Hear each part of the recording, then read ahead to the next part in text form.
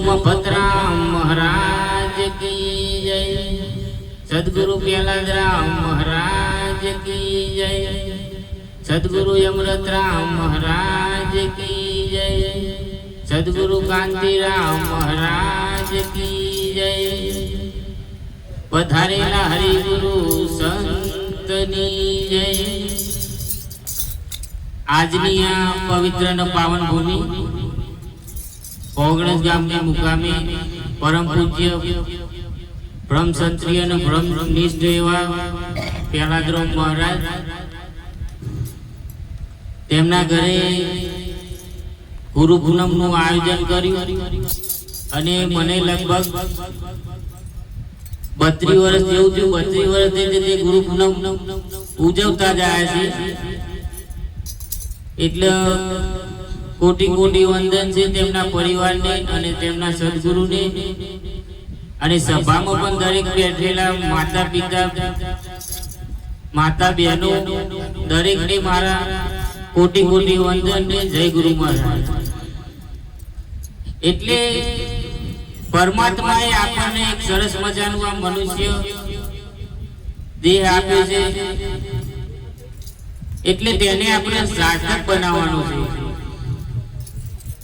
સાર્થક એટલે સદગુરુનો કોક સંતનો સંગ થઈ જાય। કોઈ એવા સંત પ્યાલાદરામ મહારાજ જેવા અમૃતરામ મહારાજ જેવાના જો એવા કોક સંતનો સંગ થઈ જાય તો આપણા ભક્તિના માર્ગે ચાલી શકશે। એટલે મનુષ્ય દેહ આપણને દેવોથી પણ દુર્લભ આપણને મળ્યો છે। દેવો પણ મનુષ્ય દેહ માટે માગણીઓ કરે છે। એટલે આપણને પણ એક એક અંગની તમે કિંમત કરો તો કિંમત થાય નહીં। તમે વિચાર કરો એક એક અંગ આપણને એકલા અમૂલ્ય આપે છે તો એની કોઈ કિંમત થાય નહીં એવી નહીં અને આપણે એને સદુપયોગમાં લેતા નથી ને દુરુપયોગ કરીએ છીએ। એટલા માટે એક વખત એક કઠિયારો હતો તે જંગલમાં જાય અને લાકડા કાપે અને તેનું ગુજારણ ચલાવે। જંગલમાં એક દિવસ એવું બન્યું કે રાજા હતો એક બાજુના નગરનો તે શિકાર કરવા નીકળ્યો અને શિકાર કરવા નીકળ્યો ને એને પાણીની તરસ લાગી એટલે પાણીની તલાશમાં હતો અને પેલો કઠિયારો જે હતો તે એના ભોજનનો ટાઈમ થતો એટલે ઝાડ નીચે બેસી તે શાંતિથી નિરાંતે ભોજન કરતો હતો। એટલે રાજાની નજર પડી કઠિયારા ઉપર એટલે કઠિયારા પાસે ગયો અને કીધું કે ભાઈ મને તું પાણી આપ। કઠિયારા ભાઈ કહ્યું પાણી તો આપું પણ તું તારું રાજા પણ મૂકી દે। રાજા પણ એટલે કે તું રાજા થઈને પાણી ના માંગે, તું મારા જેવો કઠિયારો થઈને મારા જેવું પાણી પી અને ભેગો તું જમવાનો ટાઈમ છે ને જમીએ દે। તે રાજા એવો વિચાર કરી તે રીતે ત્યાં બેહીને બંને સાથે જમ્યા અને રાજાને એક એવો વિચાર આવ્યો કે આ બિચારો લાકડા કાપીને ગુજારણ કરેલું ક્યાંથી પૂરું થાય। એટલે રાજાને વિચાર આવ્યો કે લાય આનો કરોડપતિ થઈ જાય એવું કરું। એટલે રાજાએ તેને કાધું જમી લીધું અને પછી બેઠા ને તો તેને કીધું એક બાજુમાં એક આખું જંગલ હતું ચંદનના લાકડા મોટું જંગલ હતું। એ લાકડાનું જંગલ એ કઠિયારાને કહ્યું કે આ ચંદનના લાકડાનું જંગલ છે તને હું આપું છું, તે લાકડા કાપીને તું વેચીને તું તારું ગુજરાન ચલાવજે અને તારે જિંદગી નેટશે ને એટલા પૈસા એમાંથી મળશે। એટલે કઠિયારાને તો એ ખુશ થઈ ગયો, રાજી થઈ ગયો। એટલે આને તો બીજા દિવસે એવું કર્યું, બીજા મજૂરો લાવી અને એ જંગલમાંથી લાકડા કપાવવાનું ચાલુ કર્યું। ચાલુ કરીને એને વેચવાનું ના કરે, એ લાકડાના તે કોલસા પાડે અને કોલસા વેચે. એટલે કોલસા એમ કરતા કરતા તે પ્રવૃત્તિને ચાલુ જ રાખી કે લાકડા કાપો, કોલસા પાડે અને વેચી મારે. એટલે આમ કરતા કરતા ઘણો ટાઈમ વીતી ગયો. એટલે પેલા રાજાનો વિચાર આવ્યો કે લાય પેલા બે કઠિયારાને જે જંગલ આપી દઉં કે એ કેવો કરોડપતિ થયો છે કે હું ઓટો તો મારી આવું. ત્યારે તે આવ્યો, તારે તો એ કોલસા પાડવાનો ભટ્ટો ચાલુ ને કઠિયારો તો એની પોઝિશનમાં ત્યાંનું ત્યાં. એટલે તેને આખું ચંદનનું જંગલ આપ્યું હતું, પણ તેને ચંદનના લાકડાની કોઈ કિંમત ના સમજાય. એટલે રાજાએ પેલા કઠિયારાએ જંગલમાં કાપતા કાપતા એક કુવાડીનો એનો હાથો ચંદનના લાકડાનો નાખી દીધો. એટલે રાજાએ પ્રધાનને આદેશ કર્યો કે પ્રધાન, જા તું આ કઠિયારાને લઈ અને બજારમાં અને તું આ ચંદનના લાકડાની કિંમત એને સમજાય. એટલે એક જગ્યાએ પ્રધાન તો લઈ ગયા, એક જગ્યાએ પૂછ્યું કે આ લાકડાની કિંમત. એક જગ્યાએ કીધું કે આના તો 500 રૂપિયા, બીજી જગ્યાએ ગયા એના તો 700 રૂપિયા, ત્રીજી જગ્યાએ ગયા કે આના તો 1200 રૂપિયા, અને ચોથી જગ્યાએ જાય કે આના તો 1500 રૂપિયા. એટલે કઠિયારો મનો પસ્તાવો મળ્યો કે આરો એક હાથાના આટલા લાકડાના જો આટલા પૈસા મળતા હોય તો મેં તો આખું જંગલ કોલસા પાડીને વેચી માર્યું અને મને કોઈ આવું પૂજ્યું નહીં. એટલે આપણને પણ પરમાત્માએ સદગુરુ પરમાત્મા જે ઈશ્વર કહીએ તેમને આપણે મનુષ્ય અવતાર જે ચંદનનું લાકડું જેટલું મોંઘું છે એ રીતે આ અવતાર પણ આપણને એટલું અમૂલ્ય આપ્યું છે કે એની કોઈ કિંમત થાય નહીં. અને આપણે પણ પેલા કઠિયારાને જેમ પેલું કોલસા પાડીને વેચતું હતું ને આપણે પણ જેમ જેમ અવરા માર્ગે જઈ દારૂ જુગાર બેબીચાર ગમે તે કોઈ અવરા સંગતમાં જઈને આપણે આજે આપણને અવસર મળ્યો છે મનુષ્યને એ પણ આપણે વેરફી રહ્યા છે. એટલે કોઈ સદગુરુનું શરણું સ્વીકારી અને આપણે શાંતિની પરમ શાંતિની પ્રાપ્તિ કરવાની જરૂર છે. અને સદગુરુ ચરણે જઈ હું કોણ છું, ક્યાંથી આવ્યો અને ક્યાં જવાનું તેની સમજણ આપણે લેવી જોઈએ. અને શાંતિની ખોજ માટે દરેક અવારનવાર કોઈ પ્રવૃત્તિઓ ચાલુ જ હોય છે. એક વખત એક નદી કિનારે એક ઝાડ હતું અને ઝાડના ઉપર એક કોક સમરીએ 9 લખો હાલ લાવીને લટકાયો હોય છે, ભરાયો હોય છે. એટલે નાવિક ત્યાં નદીમાં નાવ ચલાવીને નાવિકની નજર નદીમાં પડી. કારુભાઈ કોકનો હાર પડી ગયો. એટલે નાવિકે હાર કાઢવાની ઓમ મથોમણ કરે. એટલે જેમ મહેનત ચાલુ કરે એમ પેલું ઉપર પોણી ફરી વળે પેલું દેખાય નહીં.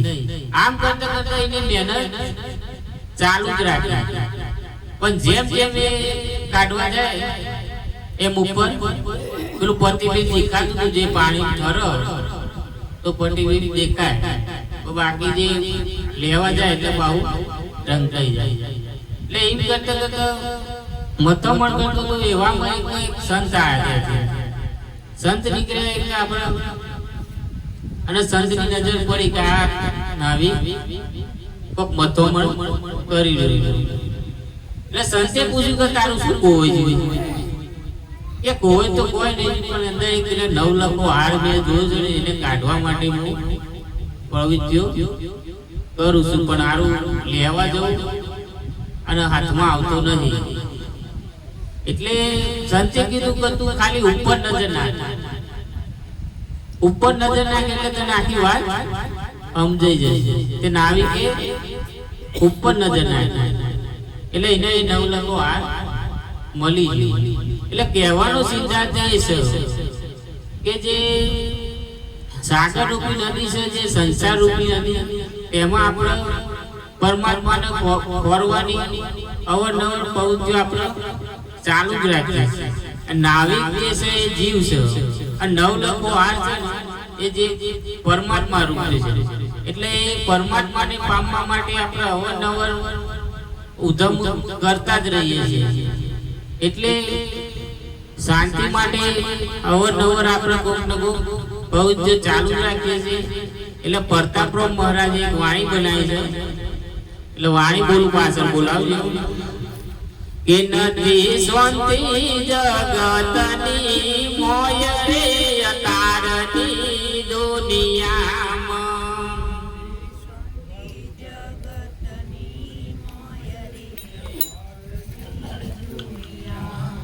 એ નથી શાંતિ જગતની મોય રે અતારની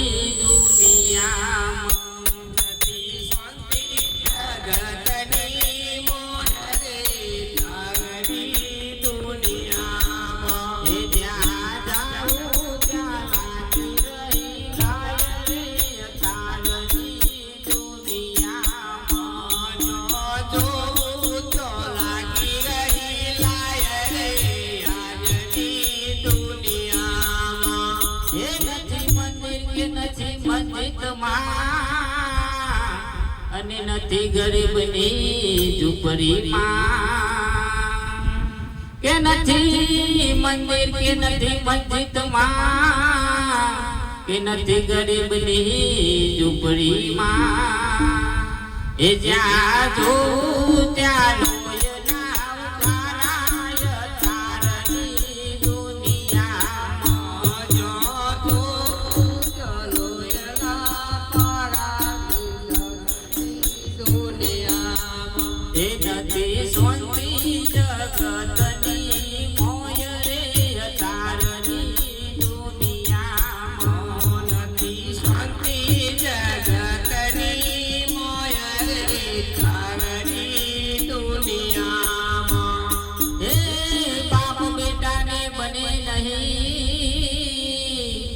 અને મા દીકરીની ટકરાર, બાપ બેટાને બને નહીં અને મા દીકરીની ટકરાર.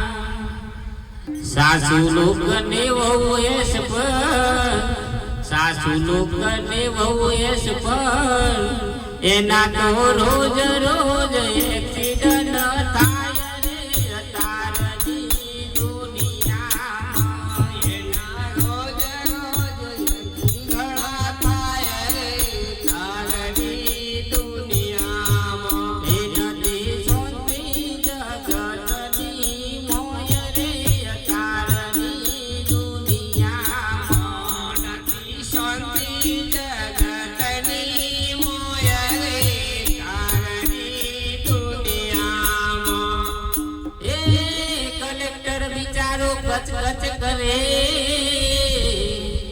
અને પેલો મામલતદાર મુજા,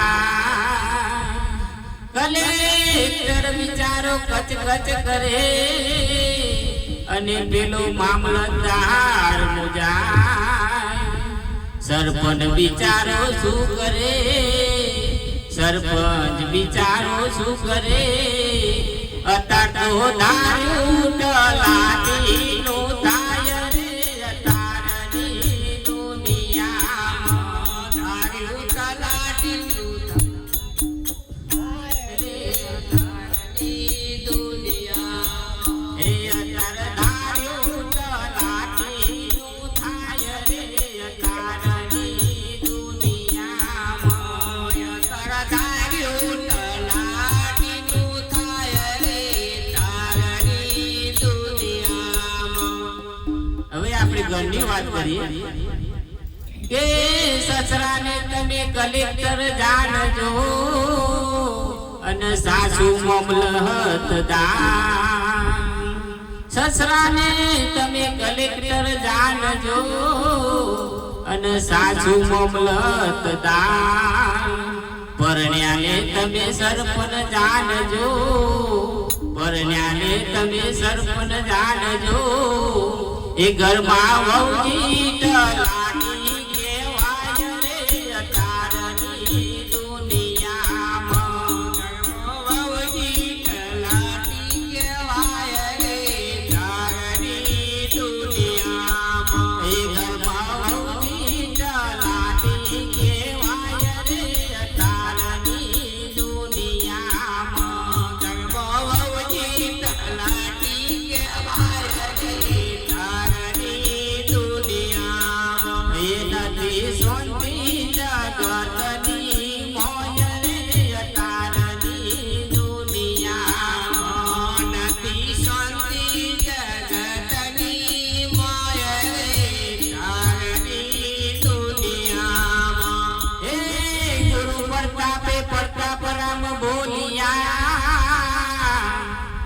શાંતિ સદગુરુની પાસ ગુરુ પ્રતાપે પ્રતાપરામ બોલિયા કે શાંતિ સદગુરુની પાસ જો સાચા સદગુરુ મળે તો સાચા સદગુરુ મળે તો એને તો કાયમની શાંતિ થાય રે અતારની દુનિયામાં એ તો કાયમની શાંતિ થાય રે અતારની દુનિયામાં એ નથી શાંતિ જગતની મોય રે અતારની દુનિયામાં નથી શાંતિ જગતની મોય રે અતારની દુનિયામાં એટલે આપણે ઘણી વખત આ જોતા આવીએ છીએ કે ઘણા ઘરોમાં આપણો એવો પ્રેમ ઉભરાય છે કે ઉભરાય નહીં બાર ઠેઠ આવે આપણે જોઈએ છીએ એટલે આપણે આટલું તો કોઈ એવું છે નહીં એટલે આટલું બોલી મારી વાણી વિરામ આપું બોલો સદગુરુ મહારાજ કી